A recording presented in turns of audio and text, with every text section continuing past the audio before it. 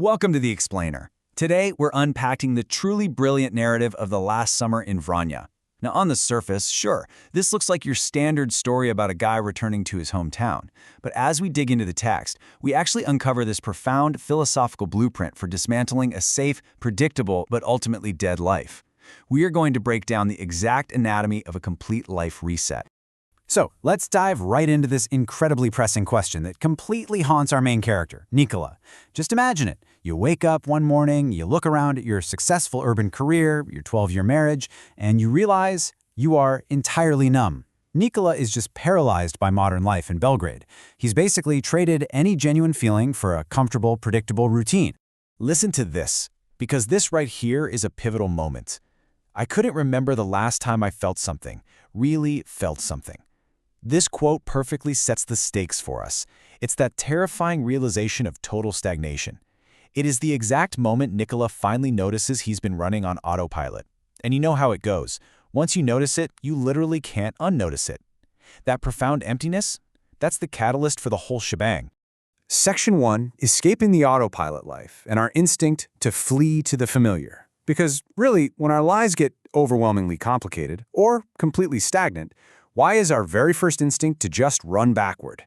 For Nikola, that means leaving his wife in Belgrade and hightailing it straight back to his childhood home. So what is Vranje?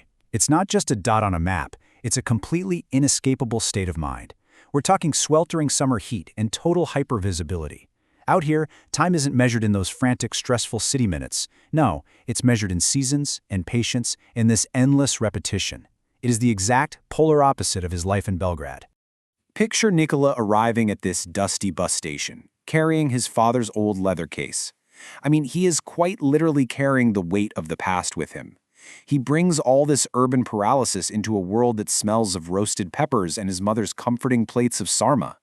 He's desperately seeking a hiding place, kind of hoping that the simplicity of his childhood will magically cure the mess of his adulthood. Moving on to Section 2, the illusion of the city, and hiding in plain sight. Nikola really thought coming to Vranje would simplify things, but he's about to get a pretty harsh reality check about visibility. This juxtaposition is absolutely fascinating. Think about it. In a sprawling city like Belgrade, you get anonymity. You can completely hide a crumbling marriage and your own internal deadness right behind a busy daily routine. But in Vranje, there is absolute hypervisibility. Everyone knows you. Everyone knows your history. You cannot hide from your neighbors, and honestly, more importantly, you can't hide from yourself.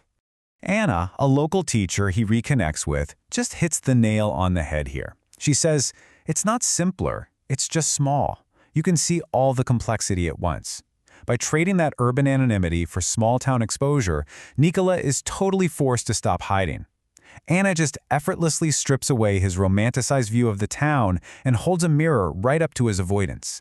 Which brings us to Section 3, the weight of choice, the catalyst and the oracle. Let's look at two vital forces that finally push Nikola to confront his paralysis instead of just wallowing in it. These two women act as the ultimate guides for his reset.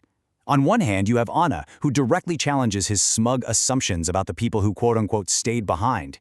She pulls him right into the present moment, making him feel alive again during these quiet afternoons and trips to the lake. On the other hand, you have his mother. She is the oracle. She watches his every single move with this ancient, unyielding insight, and she flat out refuses to let him off the hook for his indecision. His mother drops some absolute truth bombs here. Seriously, these aren't just casual lines of dialogue. They're essentially philosophical maxims for navigating a life crisis. She tells him, feelings aren't crimes. It's what you do with them that matters. She forces him to see that just retreating and waiting, not an option. True growth demands a sacrifice. Literally every new thing requires the death of an old thing. And then, she delivers her ultimate piece of advice. Nikola asks her if leaving his wife is a mistake, and she just looks at him and replies, "You pick which mistake you'd rather live with." Wow, that brilliantly strips away the whole illusion that there's some perfect, painless choice out there. It's a huge wake-up call that staying in a dead, safe life is really just another type of mistake. Ultimately, you have to choose your regrets. Section 4, the necessary severance. Intentional endings for new beginnings. Because to actually start over, you can't just passively fade into the background. You have to actively dismantle the life you've outgrown. Let's map out this summer of severance. In June, he flees. Standard retreat. By July, thanks to Anna and the slow rhythm of Vranje, he has this realization. He's actually capable of feeling alive. But August is the crucible.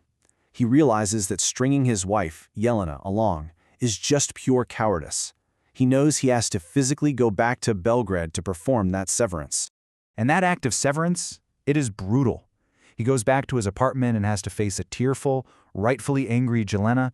He packs 12 entire years of a shared life into just 2 suitcases and a backpack.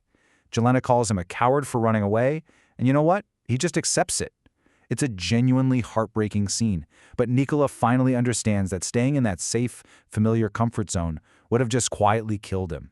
The Band-Aid absolutely had to be ripped off. Finally, Section 5, the philosophy of return. Choosing a life. So Nikola gets back on the bus to Vranje, but this time he isn't hiding. He is actively making a choice. Anna's mother, Milika, gives us what is basically the core thesis of the whole story right here. Life isn't a problem to solve, life is a thing you live. See, for 12 years, Nikola treated his life like this math equation that just needed the right variables to stay perfectly balanced. But we have to stop waiting to be 100% sure before we make a move. You make a choice, and you live it. Nikola channels his late grandfather, who was a master tailor, to really figure out what a true reset requires. Step 1. Pay attention to the actual details of the present moment. Step 2. Stop overthinking until you're paralyzed and just start doing. And Step 3. Have the courage to let the past die.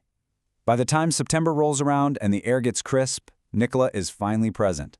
Sure, he isn't guaranteed some fairy tale future with Anna, but for the first time in over a decade, he's actually participating in his own life. So I want to leave you with this provocative thought to chew on when it comes to your own life reset. Take a hard look at your routines, your safe harbors. What old thing in your life needs to die so something new can be born? Are you just sitting around waiting to be absolutely sure before you make a move? Remember, life is not a problem to solve, it's a thing you live. Thank you so much for joining me on this explainer, and I really hope this gives you the courage to look a little closer at the details of your own life.